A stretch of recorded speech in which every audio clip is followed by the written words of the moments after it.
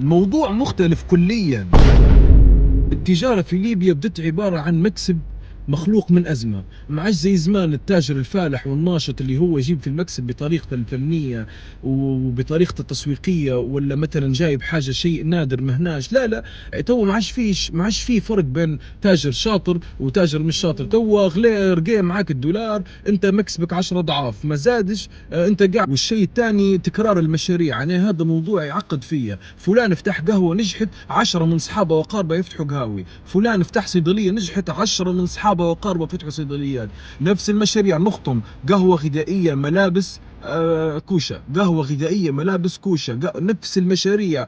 يعني لدرجة عندكم علم خشيت لي والله زنقة ضيقة على بعد امتار بسيطه، بس 4 محلات غذائيه يتبعوا في بعض هيك، ما فيش حاجه جديده ما فيش يعني. وثالثا البنتوات وتكسير السوق اللي يدوروا فيها على بعضهم.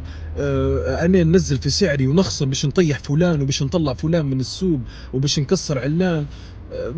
ما فيش منافسه شريفه بكل في التجاره.